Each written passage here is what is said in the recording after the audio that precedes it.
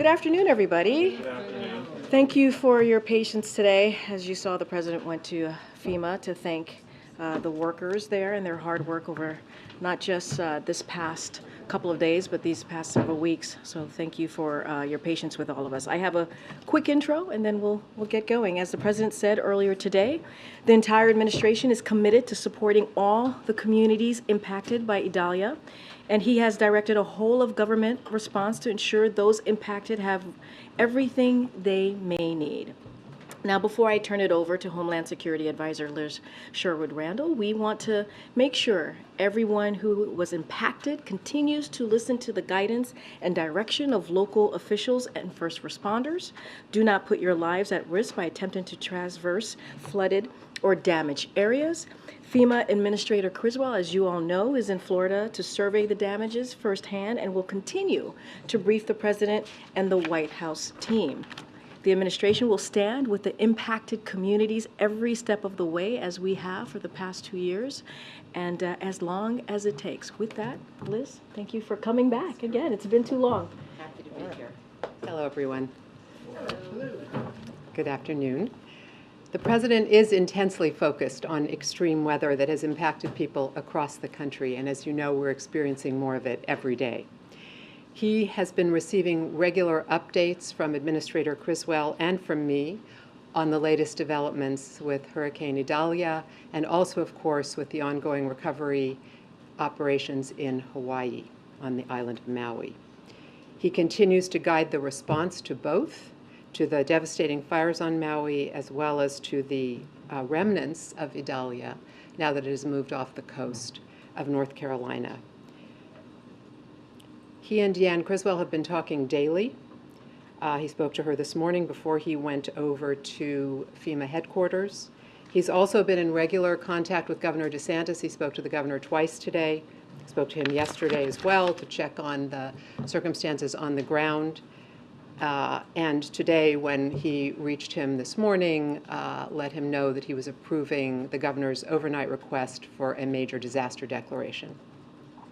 He also talked yesterday to Governor Kemp, Governor McMaster, and Governor Cooper, and committed the federal government's support to each of those states as they responded to and recovered from what we at the time did not know would be, relative to some of the early predictions from the National Hurricane Center, a consequential but not a catastrophic hurricane in those states. Yesterday, he also convened key cabinet members who are leading the federal recovery and rebuilding efforts on Maui, and asked them to report to him on their progress that is essential to supporting the people of Maui. He has directed us to do everything that we can to accelerate recovery wherever people are impacted by extreme weather, whether it is in Maui, Florida, Georgia, the Carolinas, or any of the other communities that have been impacted by extreme weather events since the beginning of his administration. He's particularly focused whenever we talk about these events on the lives that are torn apart and how we can help people get back on their feet as quickly as possible. For example, yesterday when we were briefing him with respect to Maui, he was very focused on the opening of the school year and how the kids of Lahaina don't necessarily have schools they'll be able to attend, and what can we do using federal resources from the Department of Education to support the local community and finding a way for kids to get back to school this fall. I also want to thank the brave first responders, the Coast Guard, the search and rescue teams, the local law enforcement personnel, and so many others who, in a moment like yesterday, run toward danger. They're the ones we pre-deploy, the search and rescue teams, the Coast Guard. They're out there under extremely dangerous circumstances, taking personal risk to make it possible to save lives. I was talking to Admiral Poulin, the deputy of the Coast Guard, when we were over at FEMA just now about the Jayhawk helicopters that fly when a hurricane is still happening in order to be able to rescue people who may need their assistance. So as you've heard, the President did just visit FEMA. The reason he went over there was principally to thank the personnel there on the floor of the National Response Coordination Center who work 24/7 to make sure that we're capable of responding to whatever is happening across the country. He walked the floor and thanked people for what they're doing. It's incredibly important that we acknowledge this work because these are really the unsung heroes, the FEMA folks, both here in the headquarters and also those who are out in the field all around the country helping Americans. He has directed us to ensure that we have a fully coordinated whole-of-government effort to support people in the aftermath of this storm. At his direction, Administrator Criswell flew down to Florida yesterday just as soon as she had completed briefing him both on what was happening in Florida and then during the meeting that he convened on Maui. And she is joining Governor DeSantis today conducting the initial damage assessments in the state. As the president just announced when he was over at FEMA, he will fly to Florida on Saturday to visit the areas most impacted by the hurricane. There are currently approximately 1,500 federal responders on the ground in Florida. This includes over 500 urban search and rescue personnel who were there ready to save lives and help people get to safety. One of the decisions we took early on was to pre-deploy personnel. That's something we do regularly to make sure that we've got what it takes in a disaster rather than wait until it happens and then be late to need. The U.S. Army Corps of Engineers was pre-positioned before the storm to support power restoration. It brought in more than 30 large generators that are pre-staged, if needed, to support critical infrastructure assets in particular, like hospitals or water treatment plants. There's also a great deal of work that goes on behind the scenes to ensure that the electric grid can be maintained for people to have access to power after a storm. One of the benefits to the citizens of Florida is that during the Obama-Biden administration, we spent more than $200 million on hardening the grid in Florida by putting in stronger power poles and smart meters on those power poles, something the president referenced yesterday, which has enabled Florida to recover much more quickly from a series of extreme weather events that they faced. I want to also acknowledge the pre-positioning of critical supplies, including more than 1.3 million meals and 1.6 million liters of water in the region in case that's necessary. It may not all be necessary, but again, we want to be ready. The Red Cross is our critical partner in much of this work. They pre-position personnel and resources to support sheltering for up to 20,000 survivors. That may not be necessary, but we know that there are thousands of people who are in shelters as of this morning. The evacuation orders have been lifted in most places in Florida, and so people may be able to go back to their homes. We also have approved through USDA early issuance of September SNAP benefits to all households that receive those benefits. We will be with the citizens of these impacted states as long as it takes. We know that there is some very heavy rain in North Carolina today, lowland flooding. We've asked people to be sure to pay attention to what their local officials are telling them about where it is safe to move, because often people think the hurricane has passed, but that doesn't mean that all of the storm surge and flooding is over. We won't know the full extent of the damage done for several days. The assessment teams are out in Florida today, as I mentioned. What we do know is that we will stay there as long as it takes to help in partnership with our state and local counterparts to get people back on their feet. Now I'm glad to take a few questions. Just a couple questions. Can you say a few words about the state of the U.S. electrical grid? The outages that we saw with Idalia raised concerns about that. I mean, have you done an assessment? Do you know what percentage of the electrical grid is in need of upgrades, and how serious of a threat is that? How concerned should Americans be? So we are investing an enormous amount in grid resilience through a number of pieces of legislation that the president has passed. Just this week, from the infrastructure law, the bipartisan infrastructure law, the president announced $95 million to assist the state of Hawaii in hardening its grid and making the grid more resilient to the effects of extreme weather and also potentially other threats. And that's the kind of work that has to take place all across the country. We're looking to invest from similar funds in other states, working in partnership with the private sector to make sure that we do modernize a grid in a way that both employs clean sources of energy and enables us to sustain power for the American people under all hazards conditions. Now, it's inevitable that there will be outages, and indeed sometimes it's preferable that a utility takes the power off certain parts of the grid in order to prevent fires. And that's a decision that's made by state and local utilities. It's not something we would decide at the federal level, but it's a way of managing for the possibility that you could have a circumstance in which it would be preferable not to have power on the line, for example, in a circumstance in which you're concerned about the spread of fire in a community. So this is an ongoing effort which the President is driving from the White House in conjunction with the Secretary of Energy and other agencies to ensure that we have the grid of the future that we need, both to power a clean energy future and also to provide resilient power to the American people. But can you say how much of the grid is in danger or is at risk or antiquated? I think we should go on to others. Thanks.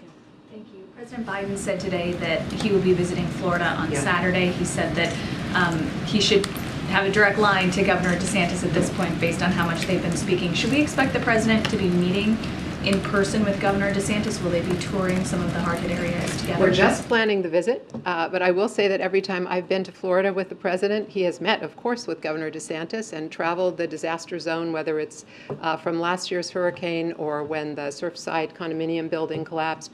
Often they'll meet, have a briefing from the emergency responders. It can be in the open, as it was from the hurricane last year. It could be in a briefing room, as it was at Surfside. They are very collegial when we have the work to do together of helping Americans in need, citizens of Florida in need. And you mentioned what the federal government is doing in response to Hurricane Idalia and the assistance that's being provided to some of these states, but NOAA has predicted above normal hurricane activity for the duration of this hurricane season. So I'm wondering what other actions are being taken proactively to prepare for that. Well, I'll tell you that one of the things we're doing proactively is that we have submitted to Congress a supplemental request that would replenish the disaster relief fund, because that fund has been depleted. We have requested $12 billion because we know that every American expects FEMA to be there if they are experiencing a disaster. And we want to be sure that we can fund that support that these communities will need, whether it's hurricanes or wildfires. We have an extremely intense wildfire situation in a number of southwestern states right now. And in each of those communities, the expectation is the federal government will come in support of state and local partners to help people. All right, last question, Selena. What are the biggest concerns on the ground at the moment? And is there any more clarity on just how long that road to recovery will be for those hardest hit areas? So we're just getting the initial assessments. The president heard from Deanne Criswell when she briefed him on the telephone before we went to FEMA that the greatest concern right now is flooding and the impact on people's homes and businesses of that flooding. It currently doesn't look from aerial surveillance as if there has been widespread destruction of many buildings. Some homes have been harmed, some businesses have been harmed, but principally it looks like it's about flooding in areas that are low-lying, where there was storm surge in that bend in Florida, the Big Bend in Florida. And so that will likely be the area in which we have to invest the most in recovery. All right, Liz, thank you so much. Thank you all. Thank you. All right, please come back. All right, just a couple things at the top, and then we'll get started.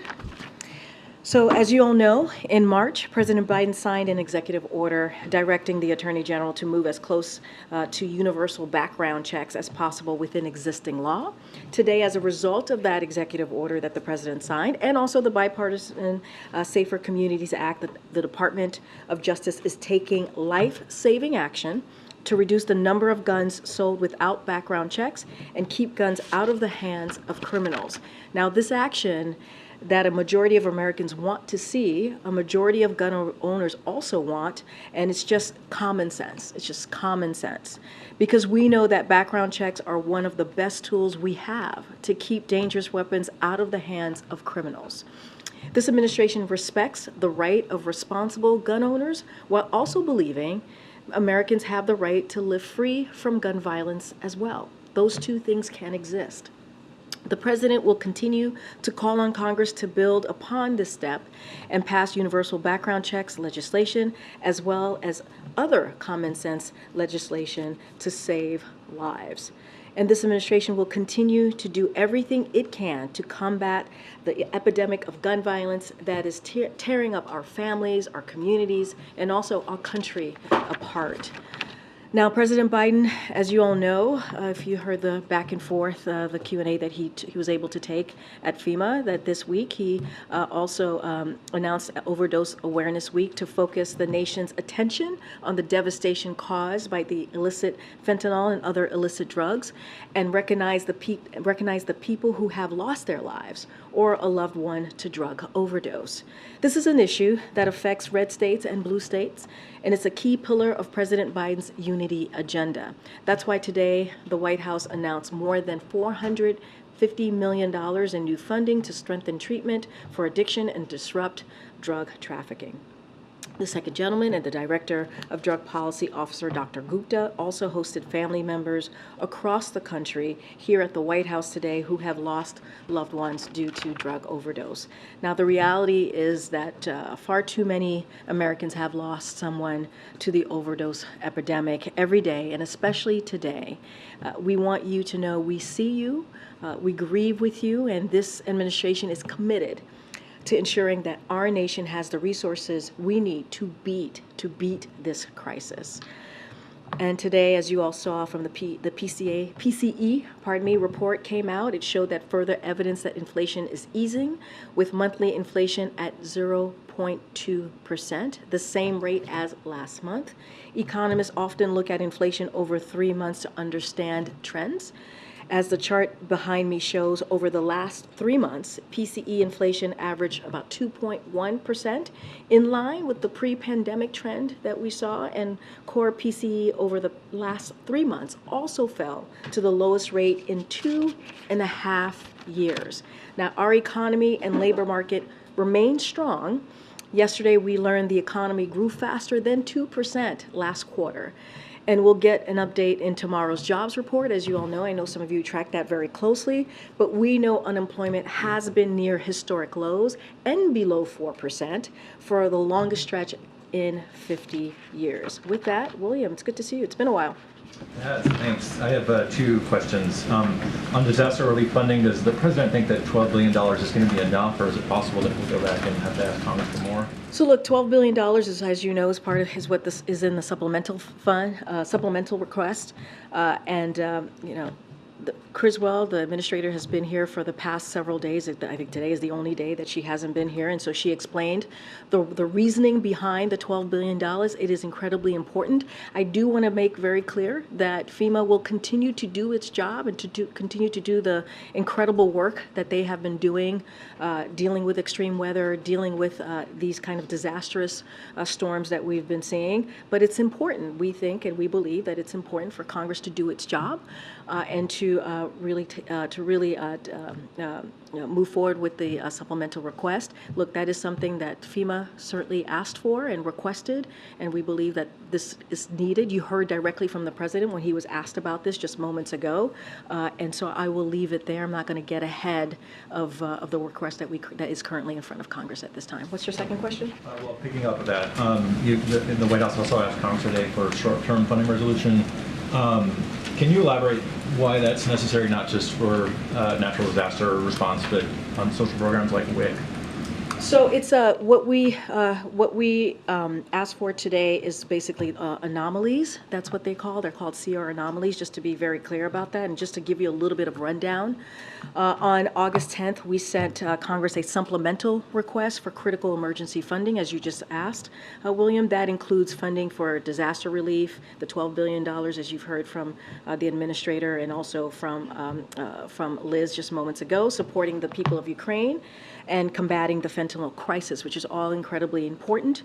Today, OMB sent a technical package to Congress called Anomalies to avoid disruptions to government programs during a continuing resolution. So that included an adjustment to WIC, the Supplemental Nutrition Program for Women, Infants, and Children. Without this adjustment, states would be forced to implement waiting lists, causing women and children to go hungry, and pushing vulnerable families into poverty. So just so for some clarity, this is what Congress should pass. They should pass both the supplemental request and the technical package, as I just laid out, with a continuing resolution to prevent a government shutdown. This is something that Congress can do. They can prevent a government shutdown. They need to prevent a government shutdown. What I just listed out are critical programs that Americans across the country, American families across the country certainly need. President Biden had campaigned on fully decriminalizing marijuana. Even if the DEA request goes through, marijuana would still be illegal at the federal level. Could you provide some more information on exactly what impact this would have on Americans? I don't want to get ahead of the process. I was asked this question before, so just so that everybody's clear, the President asked Secretary of HHS and also the Attorney General to initiate the administrative process to review how marijuana is scheduled, as you just kind of laid out. The administration process is an independent process. Want to be very clear on that. That is led by HHS and DOJ. It is going to be very much guided by evidence, and so I'm not going to comment on that. Want to be also clear on that piece. So I would refer you all to HHS as we speak to legalization and the legal piece of it, as you're asking me in part of your question. So look, the president has always supported the legalization of marijuana for medical purposes. He's been very clear about that. Where appropriate, consistent with medical and scientific evidence. That is why it is important for this review, this independent review, that is going to be, again, guided by evidence to go through. And so I'm just not going to get ahead of what HHS is going to, the decision that they've made, or get ahead of eventually what the DOJ is going to move forward with. Thank you. 3 months ago, the president struck a deal with Congress that set spending limits, guardrails on federal spending that were supposed to allow negotiators to reach a deal on full-year government spending. Why does the White House believe that the two sides couldn't reach that deal for full-year funding in the last 3 months, now that the White House is suggesting that a continuing resolution will be needed to keep the government open? I mean, look, we have said this is, let's not forget, this deal that was made, right, in early June was a bipartisan decision, right, bipartisan deal. And we truly believe, as I have said almost every day this week when I've been asked this question, that Congress can avoid a shutdown, right? They need to uphold their part of the deal, right? This is what the country wants to see. They want to see us coming together in a bipartisan way. And so there is no reason why this should occur. There's no reason why Congress cannot do their job, as we've been very clear about this. They should keep their word. They should keep their word and do their job. This is what the American people want to see. We saw that in the midterm election, the results of that. They want to see us coming together and working on these issues in a bipartisan way, which we were able to do, as you just listed. So we must fund vital programs for American people and meet emergency needs. And so that's what we're talking about. That's what the anomalies that I just listed out is about. It's a technical process here. But look, Congress, again, needs to avoid a government shutdown, and they need to do their job. But what has been the involvement of the White House, the Office of Legislative Affairs, and some of those who are involved in these negotiations more recently to try to work toward that? Well, I've talked about that the last couple of days. I've talked about, not even the last couple of days, I've talked about this for the last couple of weeks when I've been asked, and I've talked about the engagement, the Hill engagement that this White House has had with the office, the OMB director, Shalonda Young, right? And she has led this process along with the legislative affairs folks. And we have had multiple conversations, multiple calls with congressional members on the Hill. But this does not take away their job and their duty and to keep their word. All we're doing is asking them to keep their word, right? We came to an agreement in a bipartisan way.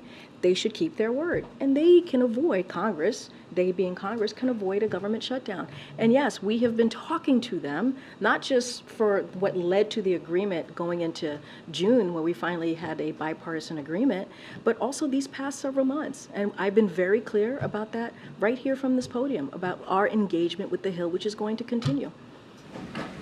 Karine, I had asked the president about President Xi from China potentially attending or not attending. We have reports saying that he's not expected to attend the G20 summit. Does that complicate the plans to try to facilitate a meeting with between President Biden and President Xi. Do you now anticipate that that kind of a meeting would more likely take place at the APEC meeting in San Francisco? And have you had any communication with the Chinese government about whether he would be attending that meeting? So as it relates to his attendance, President Xi's attendance to G20, I would leave that to to his spokesperson to answer that question, not for me to answer. Look, the president has said multiple times that he is looking forward to continuing his engagement and conversation with President Xi. I don't have anything to preview as to when that's going to happen. But look, this is, I'll just let the president's words stand for himself. He spoke about it during his press conference at Camp David. You heard him speak of it just moments ago. He's looking forward to having that conversation, continuing that ongoing engagement. As far as President Xi's participation or attendance, that's just really for his government to speak to. Just following on from that, Secretary Raimondo had a longish trip there. She was in multiple cities and spoke multiple times.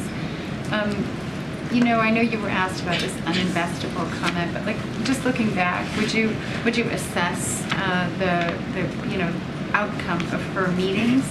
She said that she spoke about needing to draw a hard line on some of the issues. I mean, do you feel like these visits by cabinet members have been successful?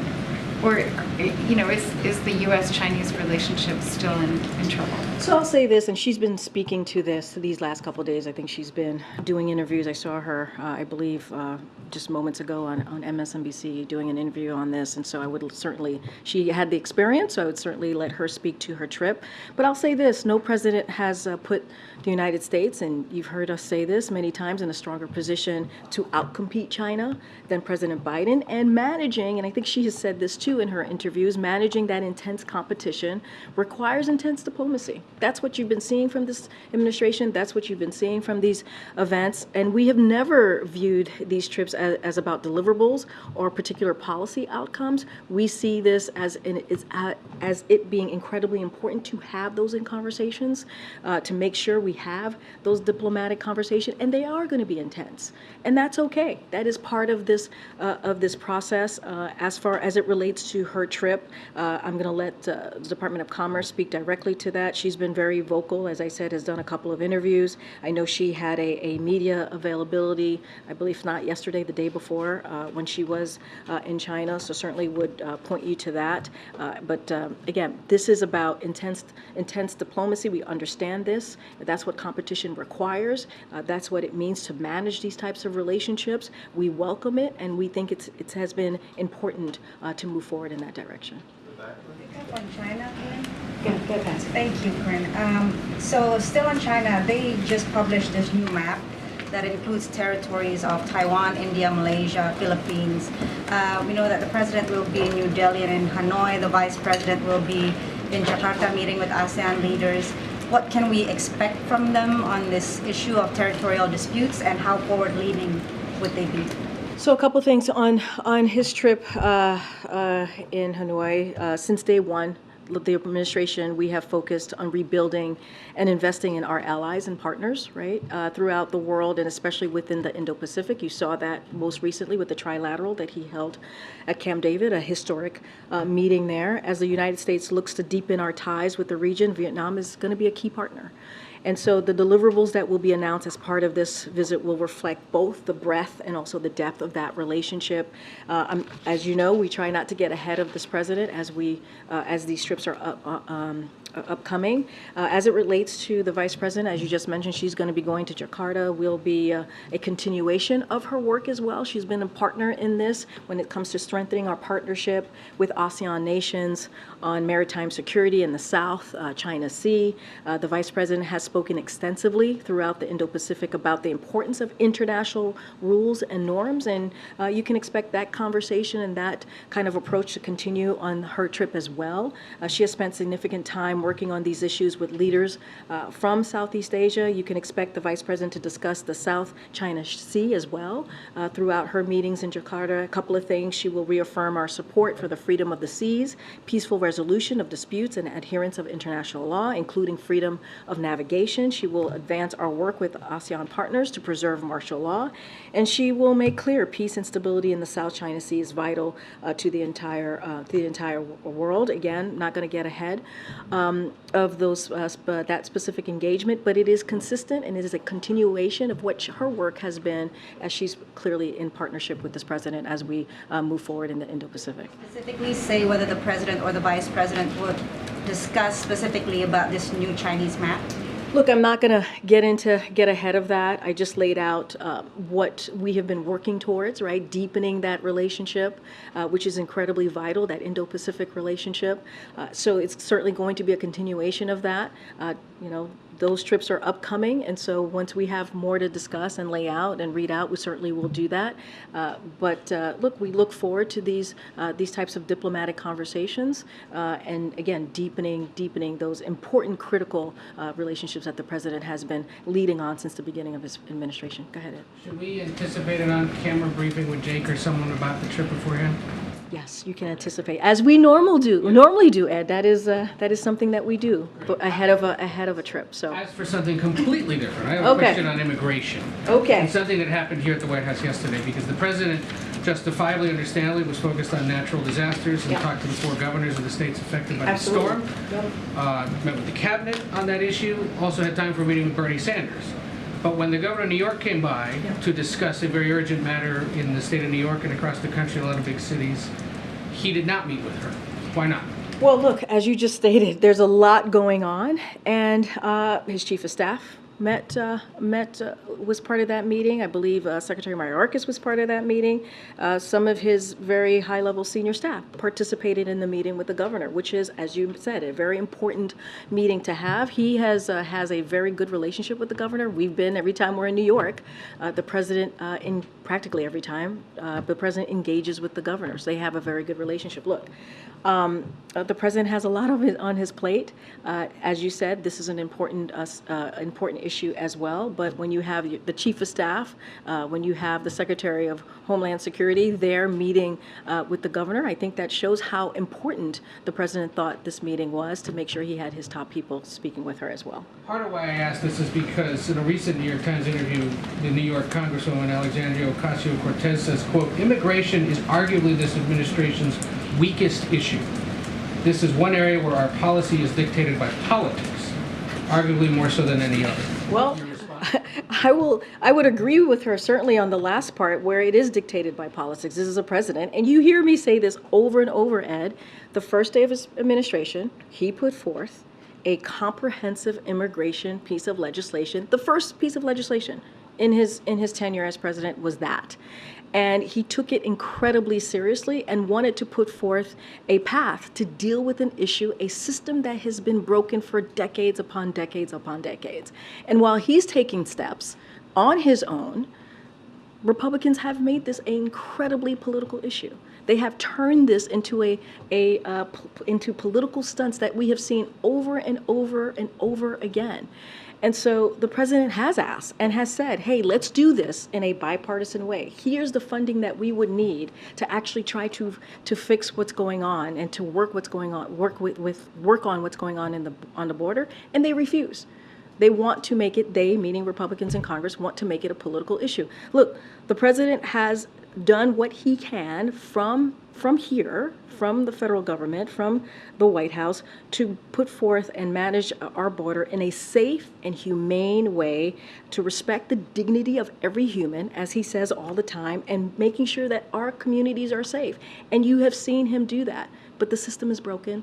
We want to do this in a bipartisan way. Republicans refuse to do that. To the charge from the Congresswoman that the White House hasn't taken up recommendations from fellow Democrats on how to deal with this issue more through executive action or otherwise because of concerns of how Republicans might react, you would say what? I would say this. The president has done more to secure the border and to deal with this issue of immigration than anybody else. He really has. June saw the single largest month-to-month drop in unlawful border crossing because of the policies this president put in place.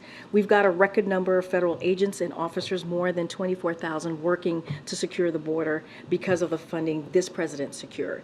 We brought 21 world leaders on the West Coast, as you all remember, together for the first time to deal with this issue in a regional way, because of the alliances that this president has put forth, and we secured record funding for border security and management. And let's not forget, we've expanded the pathway to citizenship under this president. And mind you, he's been doing this on his own.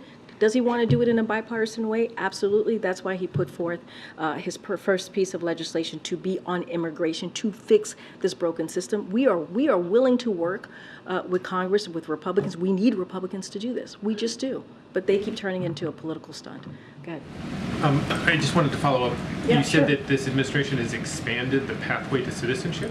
The pathway of legal pathway, pardon me, the legal pathway for migrants to enter this country. The legal pathways to migrants coming, yes. From the parole program? Right, from the parolee program. Which don't lead to any sort of permanent legal... Well, it's a legal, no, you're right. program. I agree. You're right. It gives you a legal pathway to come in, and that's what I'm talking about, and trying to prevent the unlawful pathways. So just to clear what I was trying to say. And when the 2-year parole for those folks, whether they be the folks from South and Central America or Afghanistan or Ukraine, when the parole ends, does this president intend to renew the two-year paroles for those, or is he going to send them back? So that's a very good question. That's why we keep asking for help from Congress to help us fix this broken system. That is why we're just not there yet. That's why we keep asking for help from Congress, from Republicans, to help actually come together in a bipartisan way to fix this issue. But if they don't, like I said, we're going to continue to do what we can. Right, this president's going to continue to do what he can to deal with it, to deal with a broken system. So we're taking the steps to do that, and that's where we are today. In the president's conversation with Senator McConnell, did he bring up at all the White House supplemental funding request? Look, the president talked about that he had a conversation with Mitch McConnell. He basically said, you heard him, you were there, I believe, at FEMA, that he's an old friend, and while they may have disagreements, they try to find ways to work together. The president was calling to check in on him to see how he was doing. I don't have anything further than what the president shared with you directly.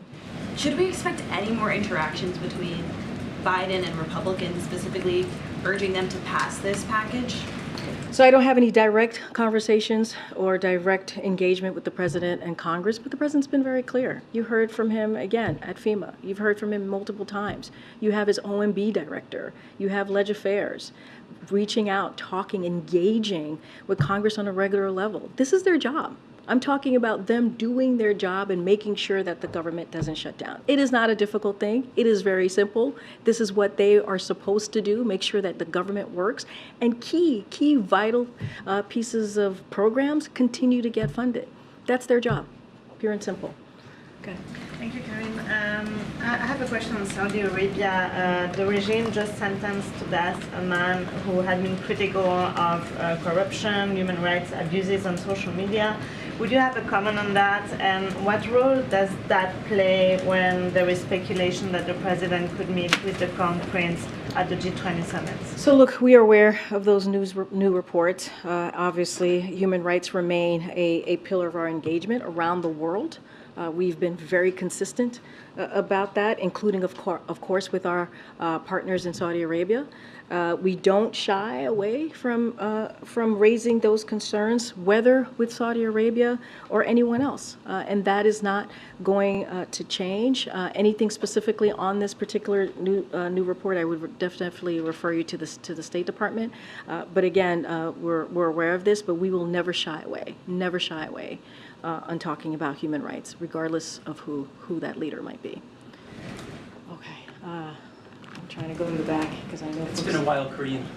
You got to ask the president a question today. Go ahead, Alex. Karine, how concerned is the White House about a new COVID wave in the fall, and how are you thinking about masking, boosters, and just broadly about the state of the pandemic right now? So a couple of things. And I spoke to this on Monday. Happy to talk about this now. So nationally, while CDC is reporting an increase in infections, as you all know, and hospitals admissions, overall levels remain low, which is important.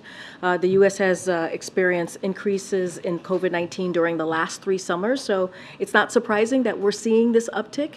I'd say, it's been a long period of declining rates, and so when updated COVID shots become available in mid-September, we've heard from the FDA and CDC. They announced this last week that there will be new vaccines next. Are we in September? Next month, mid-September. We will be encouraging all Americans to get updated COVID vaccines, and also let's not forget the RSV. Let's not forget the influenza shots as well. All are very critical and important, so we'll be encouraging Americans to do that. And vaccinations, as we all know, as you've heard us say from here, against COVID-19 remains the safest protection for avoiding hospitalization, long-term health outcomes, and death. And so this is why we're going to encourage Americans to make sure they keep up to date with their vaccines. Look, because of this work that this president has done from the beginning of his administration, making sure there was a comprehensive approach with dealing with this pandemic, with dealing COVID-19, we have tools at our disposal now. Whether it's vaccines, whether it's home tests, whether it's masks, we do have an effective treatments. Obviously, we do have these tools at our disposal, and I think that's incredibly important. And so you'll hear more from FDA and CDC. Any more information about those vaccines, certainly I would refer you to CDC as it relates to masking. No protocol has changed here. That is up to the individual. If an individual wants to wear a mask, they can do that. That is up to them. That's why we made sure we provided these different tools. Again, there'll be more to share in mid-September. All right, guys, thank you so much. See you next week. Have a great weekend.